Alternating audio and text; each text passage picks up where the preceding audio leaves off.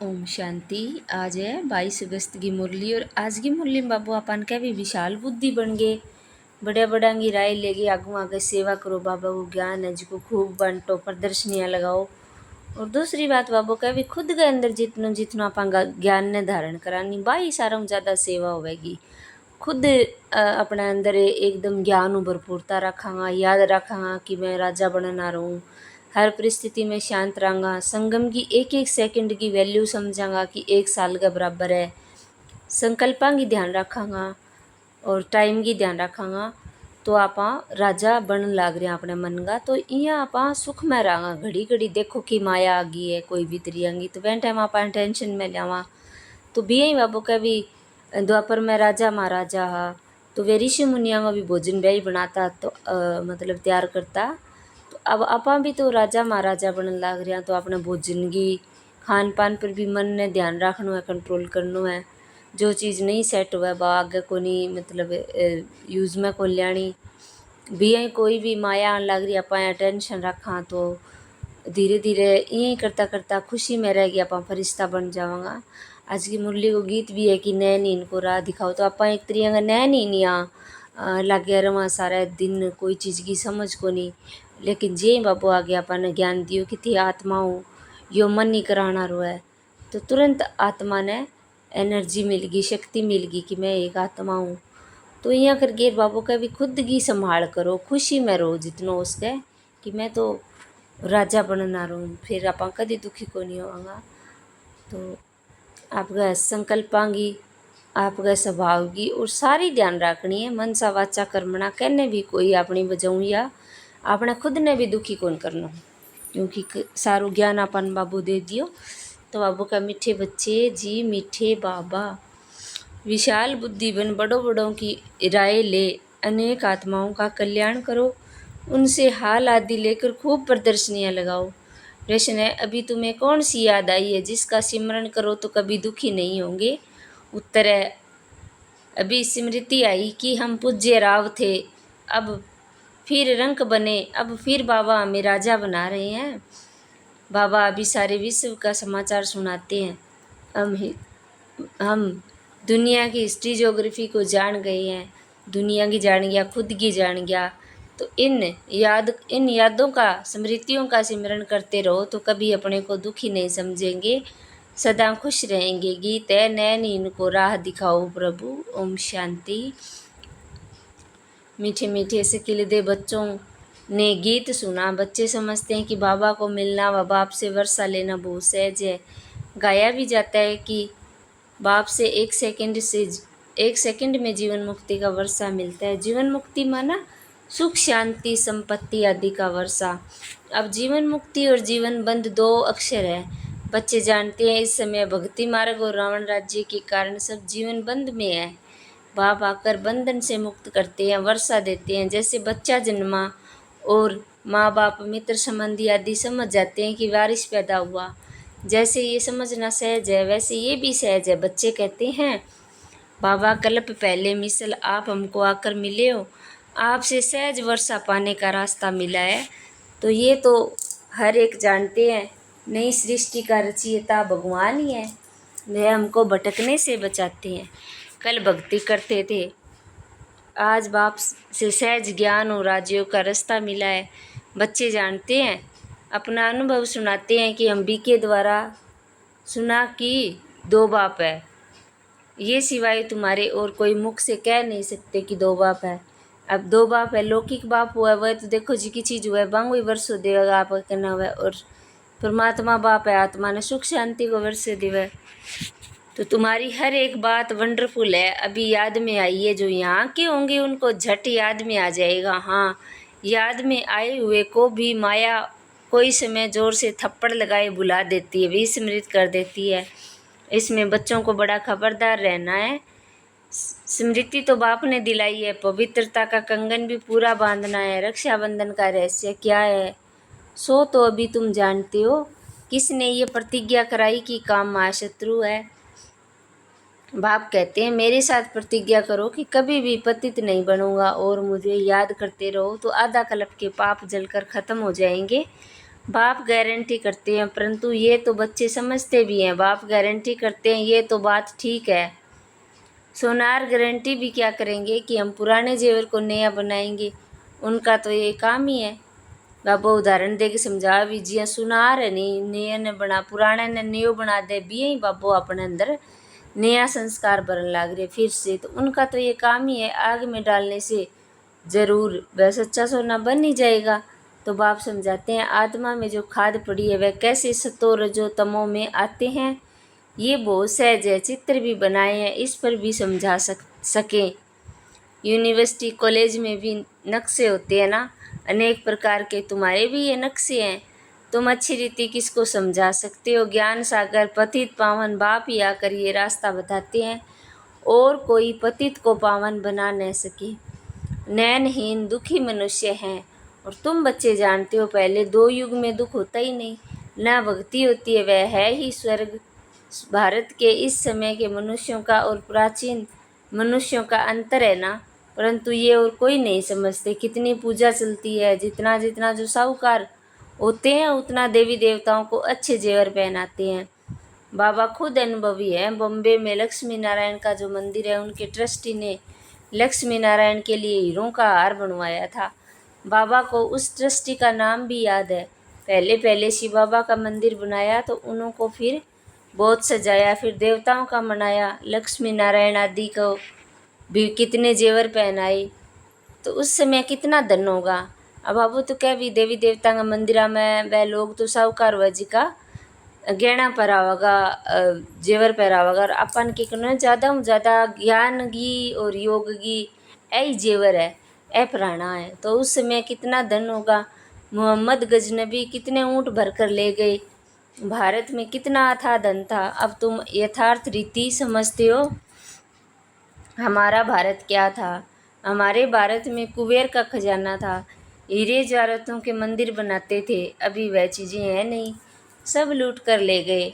जिया काल बाबू कहे नहीं भी मैं देवी मंदिर में रहना रही देवी चैतन्य देवी हूँ, तो फिर भी यही हूँ मंदिर एक तरिया में बहुत ज़्यादा शांति पवित्रता अपने शरीर के मन के अंदर ही। तो बाबू का भी यही हीरा जवाहरात भी बहुत ज़्यादा।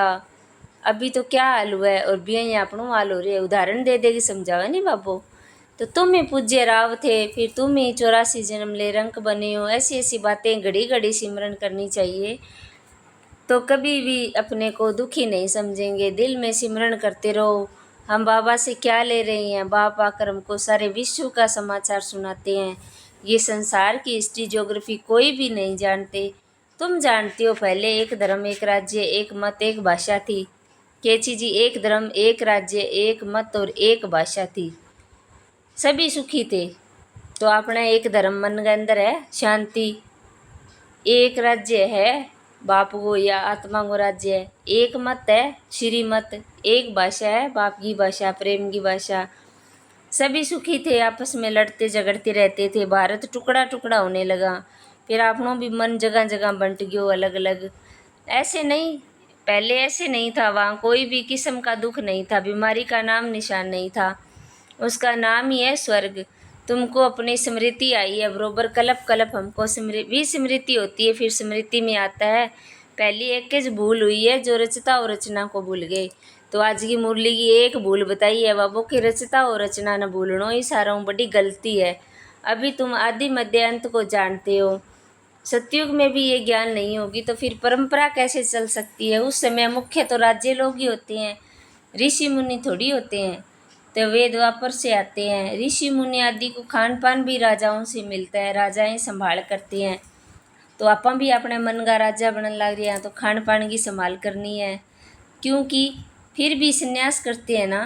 प्राचीन भारत का प्राचीन राजयोग गाया जाता है, प्राचीन ऋषि मुनि नहीं कहेंगे, वह तो द्वापर में आते हैं। वह राजाओं के आधार पर चलते हैं, कहते हैं हम रचता और रचना को नहीं जानते। बाप कहते हैं ये खुद राजाएं भी नहीं जानते, जिका विश्व का मालिक वही कौन जानने लग रहा है। तो इस दुनिया में कोई इस ज्ञान को नहीं जानते। अब तुम बच्चे समझदार बने हो। लक्ष्मी नारायण के मंदिर जो बनाते हैं उनको तुम लिख सकते हो।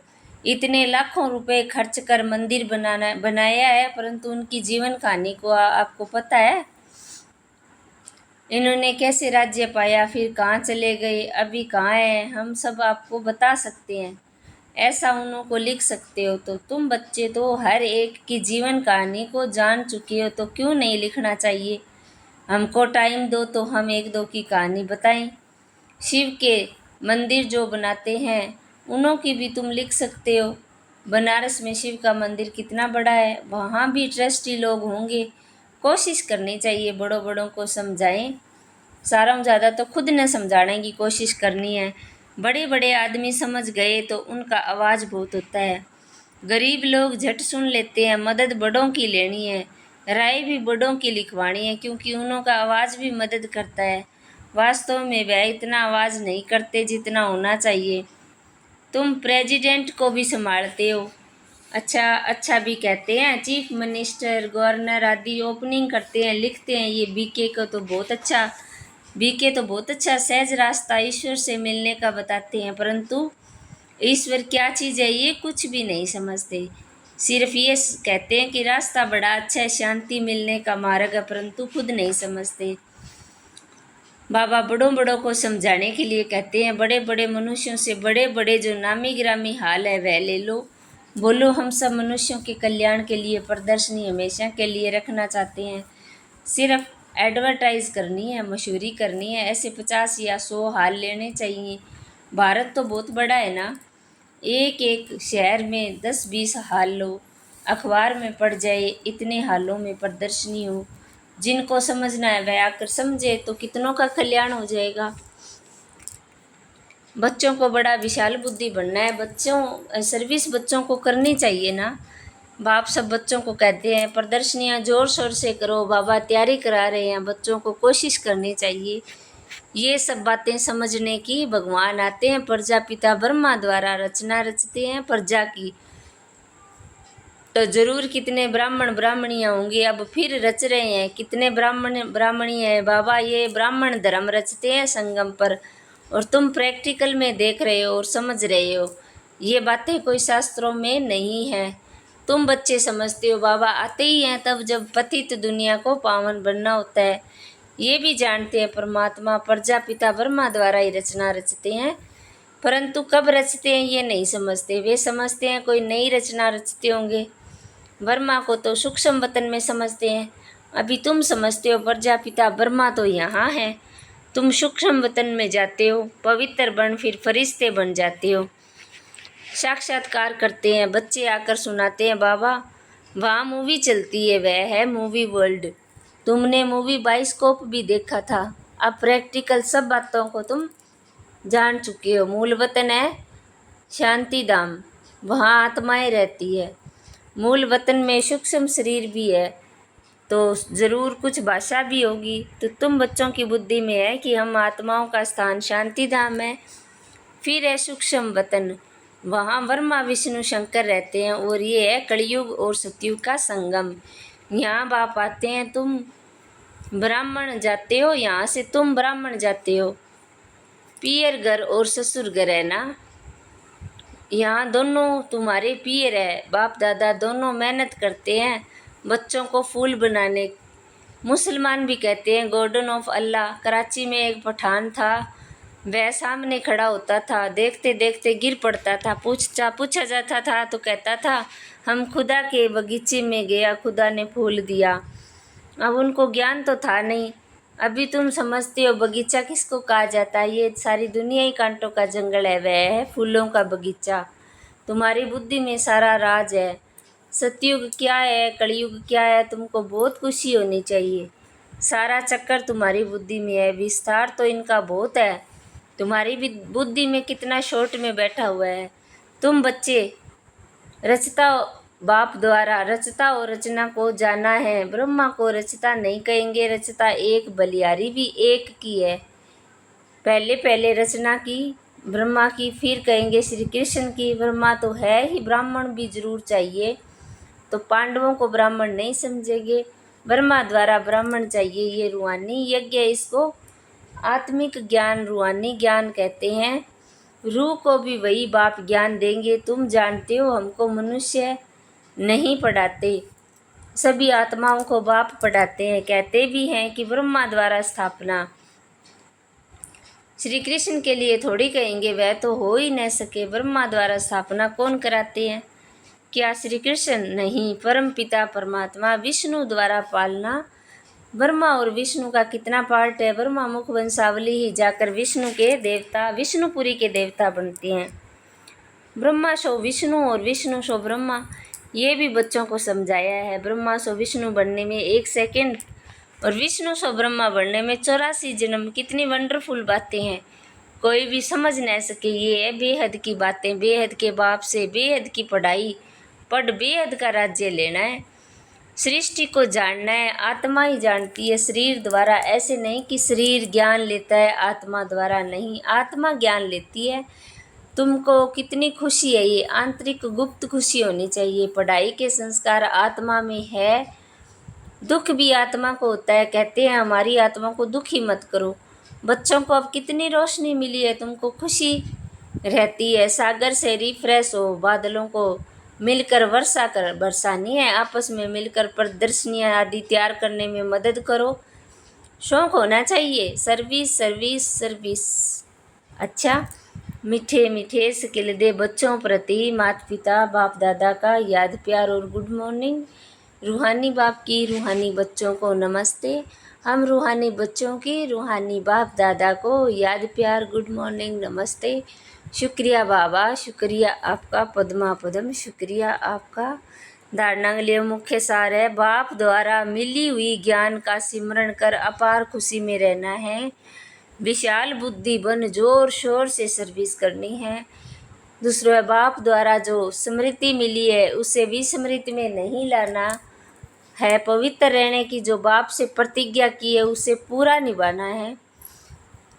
वरदान है, न्यारेपन के अभ्यास द्वारा फरिश्ते रूप का साक्षात्कार कराने वाले निरंतर सहज योगी भव। न्यारेपन को अभ्यास में फरिश्ता बनना है किया। जैसे कोई भी वस्त्र धारण करना व न करना अपने हाथ में होता है, ऐसा अनुभव इस शरीर रूपी वस्त्र में हो। जैसे वस्त्र को धारण करके कार्य किया, कार्य पूरा होते ही वस्त्र से न्यारे हुए। शरीर और आत्मा दोनों का न्यारापन चलते चलते अनुभव हो, तब कहेंगे निरंतर और सहज योगी। ऐसे डिटेच रहने वाले बच्चों द्वारा अनेक आत्माओं को फरिश्ते रूप और भविष्य राज्य पद के साक्षात्कार होंगे। अंत में इस सर्विस से ही प्रभाव निकलेगा। न्यारा और प्यारापन हुई सर्विस होगी तो फरिश्ता रूप ही आपनो साक्षात्कार कराओ। स्लोगन है, संगम का 1 सेकेंड भी व्यर्थ गवाना अर्थात 1 वर्ष गवाना है। यह व्यक्ति इशारा है ब्राह्मण जीवन का जो आंतरिक वर्षा, ब्राह्मण जीवन आंतरिक वर्षा है वो सदा सुख स्वरूप शांत स्वरूप और मन की संतुष्टता है। उसका अनुभव करने के लिए मनसा की पवित्रता चाहिए और जमा करने की विधि है मनसा वाचा और कर्मणा पवित्रता। पवित्रता फाउंडेशन है। सेवा में सफलता का आधार भी पवित्रता है। संकल्प व बोल में और कोई भी भाव मिक्स ना हो। भाव में भी पवित्रता और भावना में भी पवित्रता। तो बाबू कहना चाहे कि जो भी सेवा करो बेंगो आधार सिर्फ पवित्रता ही है। मनसा वाचा कर्म में भी पवित्रता और अनुभव वही करना है कि शांत स्वरूप सदा सुख स्वरूप। बाबू सदा को कहे सदा सुख स्वरूप सदा शांत स्वरूप और मन की संतुष्टता है ब्राह्मण जीवन का आंतरिक वर्षा। तो उसका अनुभव करने के लिए पवित्रता चाहिए। अपने अंदर सदा सुख शांति अगर महसूस करनी है तो मनसा की पवित्रता, वाचा की और कर्मणा की पवित्रता भी जरूर चाहिए। अच्छा, ओम शांति ओम शांति।